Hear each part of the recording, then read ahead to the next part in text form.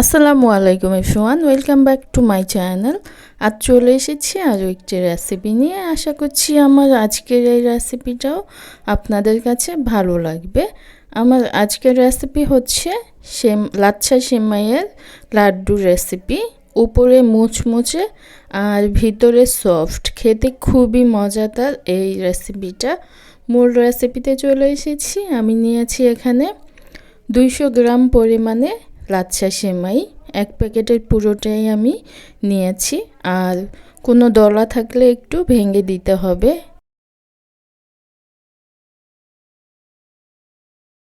এখন দিয়ে দিচ্ছি আমি এখানে চিনি। হাফ কাপ পরিমাণে চিনি দিয়েছি। মিষ্টিটা যার যার পছন্দ অনুযায়ী দিয়ে নিলেই হবে। লবণ দিয়েছি সামান্য পরিমাণে। হাফ কাপ দিয়েছি এখানে আমি গুঁড়া দুধ। দিয়ে দিচ্ছি এখানে ডিম। 2টা ডিম দিয়েছি আমি। ডিমগুলো একটু ছোট সাইজের ছিল, সেই জন্য আমি এখানে 2টা দিয়েছি। আপনাদের কম বা বেশি লাগতে পারে। ছোট ডিম দেখে আমি একসাথে 2টা দিয়ে দিয়েছি, আপনারা একটু বুঝে দিবেন।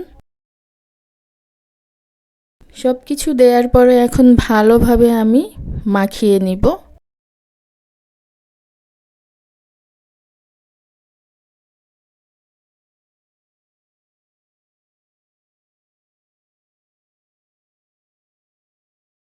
খুব সুন্দরভাবে আমি মেখে নিয়েছি সেমাইগুলো।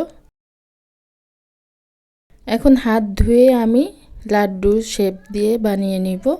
আপনারা যে কোনো শেপে বানিয়ে নিতে পারেন। আমি গোল গোল করে বানিয়ে নিচ্ছি লাড্ডুর মতো করে।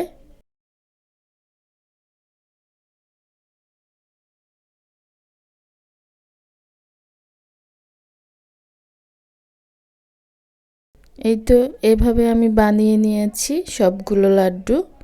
এখন আমি এগুলোকে ভেজে নেব।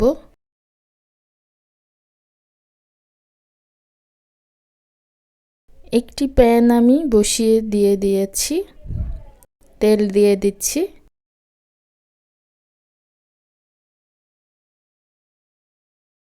পর্যাপ্ত পরিমাণে আমি এখানে সয়াবিন তেল দিয়েছি। তেলগুলো যখন গরম হয়ে গিয়েছে, এখন আমি লাড্ডুগুলো দিয়ে দিব। তেল পুরোপুরি গরম করিনি, হালকা গরম হয়েছে।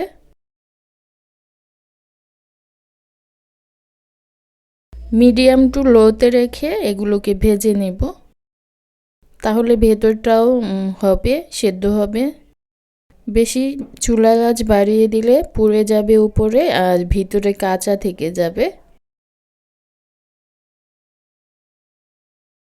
খুব সুন্দর একটা কালার এসে গিয়েছে। এখন আমি উল্টে দিচ্ছি লাড্ডুগুলো।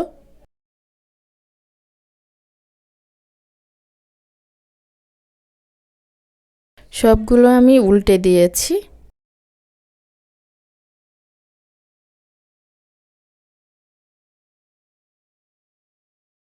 এভাবে এপাশ ওপাশ করে আমি কিন্তু খুব ভালোভাবে ভেজে নিয়েছি লাড্ডুগুলোকে।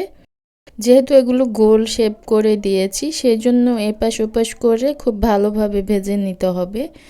তা না হলে কাঁচা থেকে যাবে আর খেতে ভালো লাগবে না। আমি এইভাবে নাড়িয়ে নাড়িয়ে এপাশ ওপাশ ভেজে নিচ্ছি। এখন আমি তুলে নিব। ভাজা হয়ে গিয়েছে। তেল ঝরিয়ে আমি সবগুলো তুলে নিচ্ছি।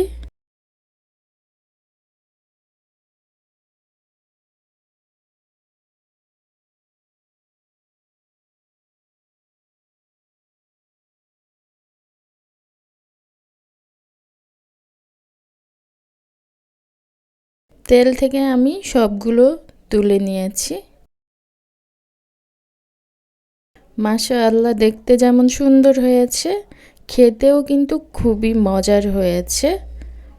আলহামদুলিল্লাহ। একটা আমি ভেঙে দেখিয়ে দেব ভেতরটা কেমন হয়েছে।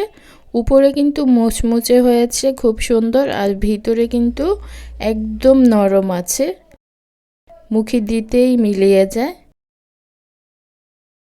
এই তো ভেতরটাও কিন্তু সেদ্ধ হয়েছে। আশা করছি আমার আজকের রেসিপিটা আপনাদের কাছে ভালো লেগেছে। ভালো লেগে থাকলে প্লিজ একটি লাইক দিয়ে দিবেন। আর যারা এখনও আমার চ্যানেলটাকে সাবস্ক্রাইব করেননি প্লিজ সাবস্ক্রাইব করে দিবেন। আজকের মতো এখানেই বিদায় নিচ্ছি। আবার ফিরে আসবো নতুন কোনো রেসিপি নিয়ে।